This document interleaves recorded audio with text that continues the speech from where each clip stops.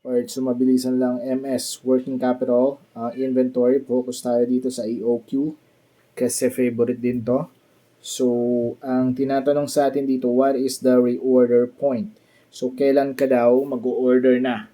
How much or anong level na ng inventory mo dapat ka mag-reorder. Okay? So, yun ang tinatanong ng reorder point. Now, ano yung mga values na i-take into account mo dito? So, meron tayo dito, the company maintains a safety stock. Yes, we need that. Okay? So, kung simpleng reorder point like no safety stock, pwede. Medyo mas madali lang siya ng kaunti. Pero, basically, it's the same lang naman eh. So, ang gagawin mo dito, kunin mo yung daily. Kung mapapansin mo sa working capital, madaming daily ang ano, daily requirement, daily cash requirement, yung mga ganon, daily AR or average daily AR, average daily AP, average daily inventory, halos ganoon. So, na magagamit mo na magagamit yung 360 days, that's why it's there. Kasi kinukuha mo yung daily average. Let's say, for example, may change in turnover. So, pwede mong gamitin yon. So, kaya, importante yung daily. You reduce into daily. So, ganun din dito. Yung demand mo na 45,000 units, that's a year demand of inventory. Okay? So, 45,000, no? I-divide mo siya, reduce mo siya sa year, sa day. That's 45,000 divided by 300 days. Okay? So, 300 days lang daw siya. Not 360, not 365. Specific yun sa problem. If not indicated, you can try 360 tsaka 365 para lumabas yung sagot, no? So, in this case, 300 lang tayo. So, that's 300. That's 45,000 divided by 300. So, nakita mo na 150 per day ang requirement mo. So, pag sinabing ganyan, 8 days yung lead time mo, normal lead time. Actually, normal lead time is 8 days. Okay, so ibig sabihin, kapag magre-reorder ka na bago pa man, before the 8 days na mag-wait ka for the new delivery. So, mag-order ka na agad. Okay?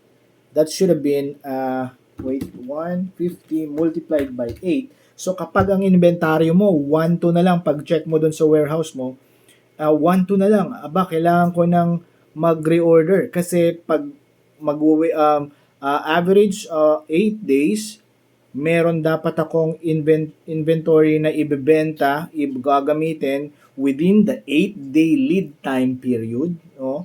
And habang inaantay ko yung bagong darating. Okay? That's the normal computation of reorder point. However, kapag binigyan ka na ngayon ng additional, did I say normal? Well, that's the usual. Okay, sorry for the word. Anyway, kapag binigyan ka na ng safety stock, ibig sabihin ito is para itatabi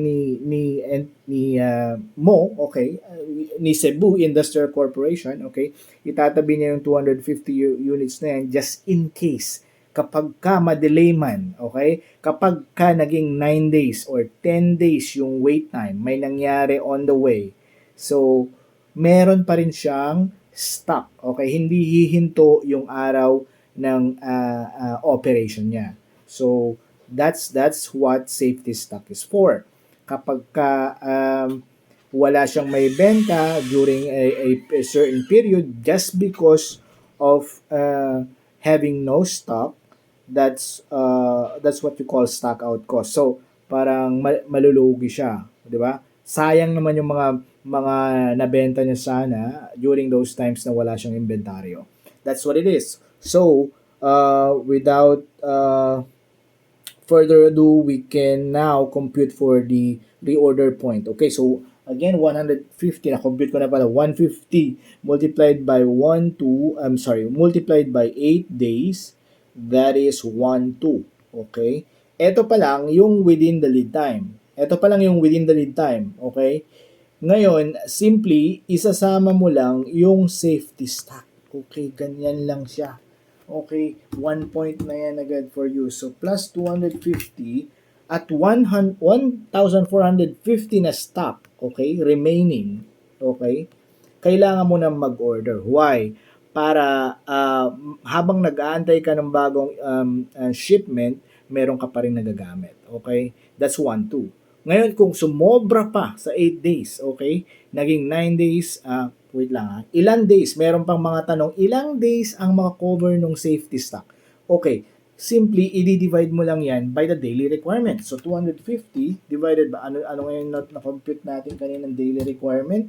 45,000 divided by, ayan pala, 150. Okay, so 150 na daily requirement. So, halos isang araw, halos dalawang araw lang. Divided by 150, that would be 1.66 days lang. Ubos na yan. So, parang nagdagdag lang siya ng additional units, okay? For maybe a delay of 1 day, mahigit. Yun lang yung parang tawag dito, in-anticipate niya na mangyayari. So that's safety stock. So it would have been better kung hinihingi yung suggestion mo dito, it would have been better kung depende sa experience niya prior or before, kung parating nade-delay, dadagdagan niya yung safety stock. So, decision making, so kung may mga question na ganun, the safety stock would mean parang contingency doon sa mga delays in deliveries. Okay? So, kung ang lead time mo is 8 days, walang problema kung parati namang 8 days dumarating on time yung mga delivery. Alright? Let's move on to the next one. Okay? Ang sagot natin dito, 1,450. Now, Davao Distribution or Distributors Incorporated estimates its annual demand for an industrial solvent to be 120,000. But walang kama to. 120,000 gallons. The purchase cost per gallon is 40. Okay. Okay. Placing a single order cost the company 150 pesos. So, ordering cost na to. Ordering cost. Okay. The annual inventory carrying cost. Okay. Medyo malinaw naman siya. Carrying cost, that's 12% off the purchase price. Okay. Pag sinabing ganito, yan ang gagamitin mong carrying cost. 12% off the purchase price, which is eto, 40. Kaya nandito to. Okay? Kaya nandito yung value na yan. Ayaw niya. Okay.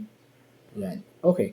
Now, kunin na natin yung 40 pesos multiplied by 12%, that's 4.8 pesos. Pesos ito Okay? Ngayon,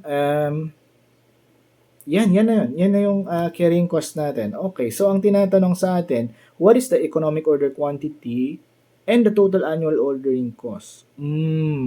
Okay. So, kunin muna natin yung EOQ. Ang EOQ formula mo is square root of 2, that's a constant number, 2 multiplied by annual demand multiplied by ordering cost divided by carrying cost. Ganyan lang. So, simple lang, di ba? Tsaka alam kong memorize mo na yan. So, that would be, i-rewrite natin, 2 times 120k multiplied by 150 pesos divided by na-compute natin na 4.8. Okay. So, ang EOQ natin, suma total, 2 times 120,000 times 150 divided by 4.8 squared, 2738. Meron bang 2738? Parang wala. Ano? Wait lang ha. 40 times 0.125. 5 pesos pala to.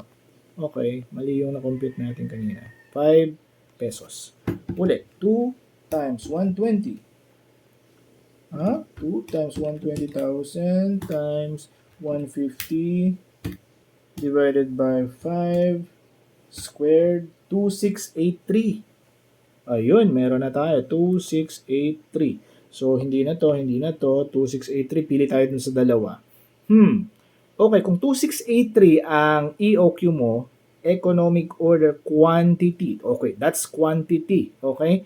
So, gawin mo ganito. Yung annual demand, i-divide mo sa quantity na kada order mo. Ito yung ino-order mo, di ba? So, 120,000 daw, i-divide mo siya sa 263 divided by 2683 pala, 44 44 times ka o-order. Okay. So, 44.72. Gawin na natin ganito kasi although siyempre hindi ka naman makaka-order ng 0.7, no? So, but anyway, just for the sake of computation, gawin na natin may decimal, no? 44.73. Okay. And then, i-multiply mo lang yan. Multiply mo by the ordering cost. Okay? So, 150 daw kasi kada order mo eh. So, 44.73 times 150, 6709 or 6708 in this case. Ang importante rito, makuha mo yung pinaka-close. So, ang sagot natin is letter A. Again, ilang beses ka order? Paano mo malalaman yun? Annual demand divided by economic order quantity, yun yung beses na mag-order ka. Okay? And then, multiply mo siya. Magkano per order? 150 daw eh. Di multiply mo. 150 multiplied by 44.73. Again, yung 44.73, hindi naman yan, dapat kasi absolute number, di ba? So, 44, maybe gagawin nila 45 orders. Okay? So, just so ma-compute lang natin yung value, gawin natin may decimal. Alright, so next, nakuha mo yan. Alam mo na yung EOQ na yan. Ang tricky lang doon is yung, teka, paano mo malalaman yung ilang orders siya? Yon. So, annual demand divided by economic order quantity. That's quantity. Okay, so ibig sabihin, ilang piraso ang o-orderin mo para economic siya. Okay, edi yun ang annual demand mo, i-divide mo yung quantity na yun, that's the amount or that's the number of times na mag-order ka and then multiplied by the cost of ordering per order. Okay, now move tayo dito. Next, para makatipid tayo sa minutes. Now, Davao Merchant, ano yung tinatanong? What is the economic order quantity and reorder point? Marami siyang tinatanong. Assuming the company maintains safety stock, may safety stock pa. Okay, sige. EOQ. So, dun muna tayo sa EOQ. Okay, alam mo na to. Square root of, 10,000. 10,000.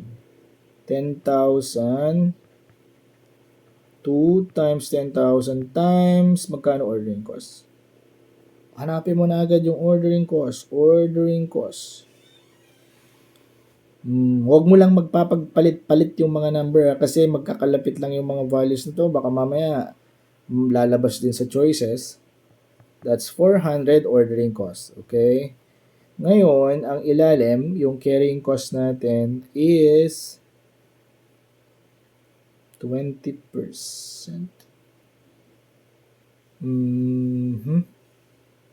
Wala naman ng iba, no? So, that's 20% of 200 pesos. 200 pesos is the purchase price. So, 200 pesos multiplied by 20%, that's 40 pesos.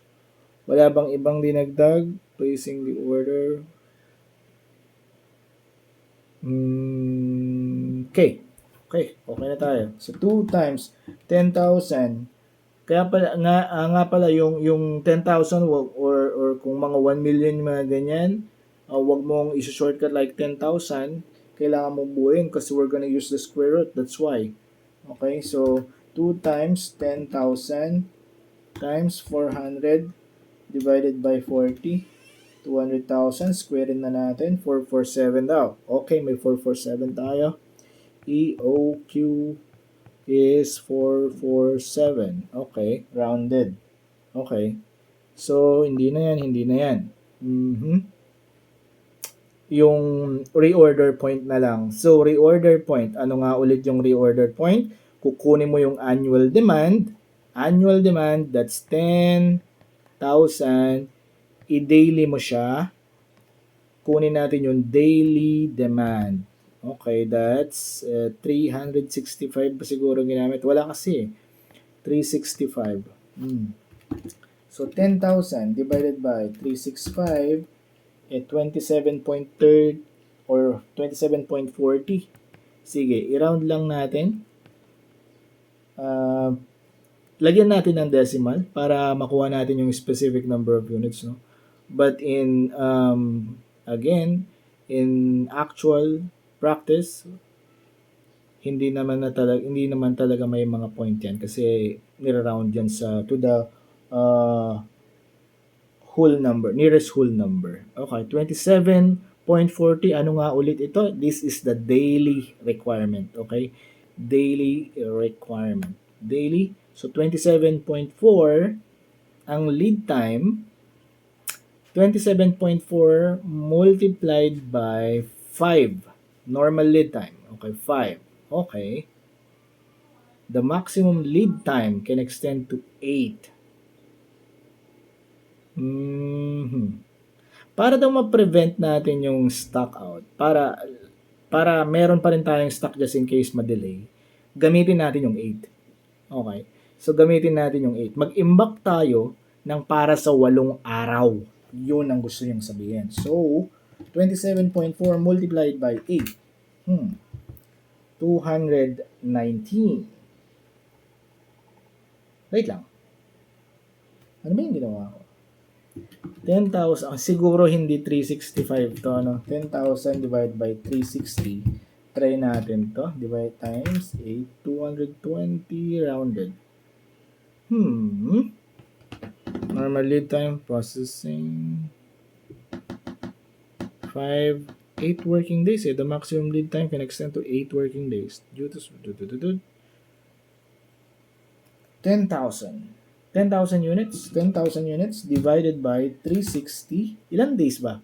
Wait, wala bang sinabi dito na 360 27.77 multiplied by 8, that's 200. Walang lumalabas. Ulit natin yung 10,000 divided by 365, 27.39 multiplied by 8, 220.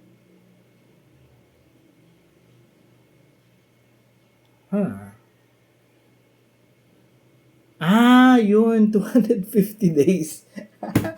Okay lang yun, guys. Ganun talaga sa totoong buhay, totoong board exam. Minsan may nami-miss out ka. So, anyway, 10,000 divided by 250. Okay. 250. Alright, so that's 40. 40 multiplied by 8, that's 320. Okay. 320 days. So, letter A ang sagot natin. Divided by 250. 40. Okay. Yun. So, 40 days requirement niya daily. I-extend mo hanggang sa 8 days. Why? Para just in case ma-delay, meron ka pa ring stock. So, 320 ang reorder point. So, our answer, letter A. Okay? So, ingat lang gaya ng kanina. So, huwag masyadong nagmamadali. At yung problem na yan, solvable. Huwag mong bibitawan. Okay? Pero just in case na nade-delay ka na marami ka ng hours na kinoconsume, move ka sa next na question. Next, Sambuanga Merchandising Incorporated sells heavy-duty material industrial bulbs. Okay? Alright, so ngayon, ang tinatanong sa atin dito, EOQ. So, simple lang. Yung EOQ natin, yun pa rin, multiplied by 24,000, okay, 24K, multiplied by 600, ordering cost, divided by, okay, may 3 per unit. Dito, highlight ko lang to, no?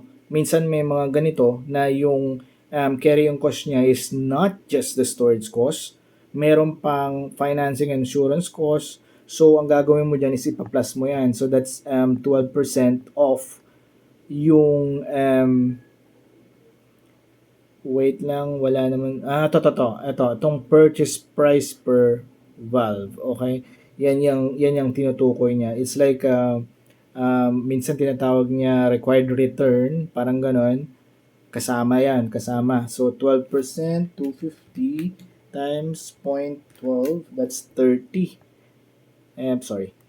Times 12% times 250. Okay, so, that is 33. Okay. So, i-shortcut ko na lang 2 times 24,000 times 600. Okay, divided by 33. Okay, meron tayong 872 blah blah blah. Square root ng natin, that's 934. EOQ is 934. Okay, 934 units meron tayo. Alright, 934 units. Okay. Ngayon, ang tinatanong na next is, what is the total relevant cost at the EOQ level? Pag sinabing total relevant cost, ito yung mga amount na nag-change yan depending on a level. No? Kapag ito lang yung in order, mag-change yung mga values na ito. So, you would not include yung purchase price per valve kasi constant naman yan. So, ang tinutukoy lang niya is yung ordering cost, total. Okay? Total ordering cost, tsaka yung total carrying cost. Yan lang ang kailangan natin. Now, how do we do that? Ngayon, parang nasolve na natin doon sa taas kanina. Anyway, ang ordering cost is kunin mo yung demand, yung annual, annual demand, dito ko na lang gawin. I-divide mo lang yan sa number of units na in-order mo. So, annual demand is 24,000 divided by 934. Okay, divided by 934. 25.70. Okay, 25.70. Okay? Now, gawin lang natin may butal ha. This is the number of orders. Okay? Para lang makuha natin yung tamang sagot. This is just for mathematical accuracy na lang. So, 25.7 times na o-order. Okay? Magkano per order? 600. Okay? That's your ordering cost. Times 600, that would be 15,417. 15,418. Actually, 15,418. Iingat ka ha. Hindi pa ito yung sagot kasi ordering cost pa lang to. 15,418.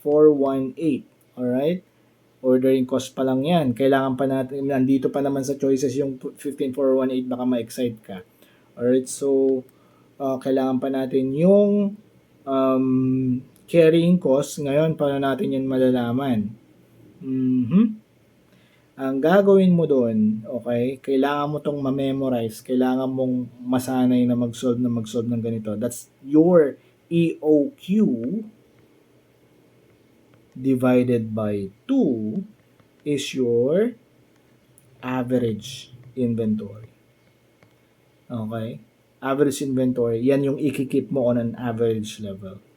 Ngayon, ang per unit kasi niyan is 33 yung nandito kanina, yung carrying cost kanina per unit, that's 33. So, ang ibabayad mo doon sa average mo na yun na makukuha mo would be multiplied by 33. Okay? So, yun siya. Now, lagyan natin to ng values. That's 934 divided by 2. That's 467. Multiply natin siya ng 33 para makuha natin yung carrying cost. 15,411. So, 15,411 plus 15,418 30,829. Okay, so meron naman dito sa choices 30,829. Again, yung total relevant cost, yun lang yung total ordering cost tsaka total carrying cost. Yun lang yung pag-a-addin mo. Yung purchase price per valve, dito sa problem na to is nagamit lang siya on the as a basis of the financing and insurance cost. Again, ang financing and insurance cost is your carrying cost. Yung carrying cost mo, not just limited to storage costs. So sometimes it would mean a percentage of the invested money on a per unit of the inventory. So ganun siya.